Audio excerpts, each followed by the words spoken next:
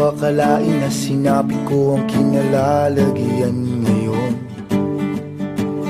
Para bang isang bagyong may lakas na signal number 4. Yung tipong di mo ginusto pero tsak naramdam mo ang tibok ng iyong puso.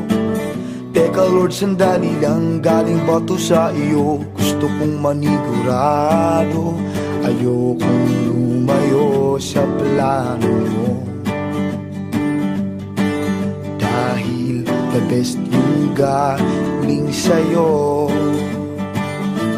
Ayokong lumayo sa kalooban mo. Kung itong nadaramay hindi galing sa'yo, please Panginoon, pakitanggal po. Ayokong pangunahan ang plano mo. Pero kung siya na talaga, huwag ka tulungan mo ko. Ayokong mabulilyaso ang plano mo.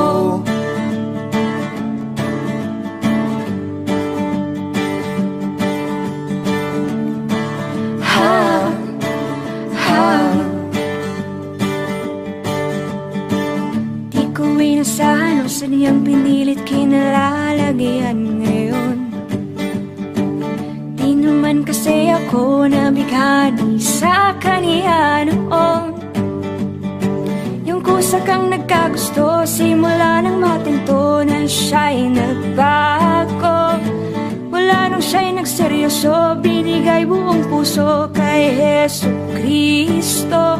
Ayokong lumayo sa plano mo. Dahil the best yung galing sa'yo. Ayokong lumayo sa kalooban mo. Kung itong nadaramay hindi galing sa'yo, please Panginoon, pakitanggal po. Ayokong pangunahan ang plano mo.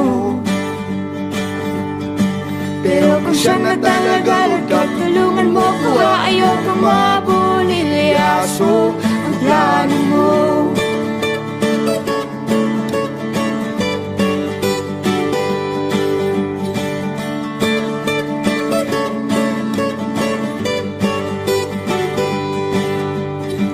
Siguradong di kami nag-iisa sa kinalalagyan ngayon. May mga batong tumama sa mga nakikinig sa amin ngayon. Matatapos na ang kanta, nakakarinig ka na, natamaan ka na rin, di ba? Wag mo na tong ikaila, may hiya-hiya ka pa, ganito rin ang prayer mo, di ba?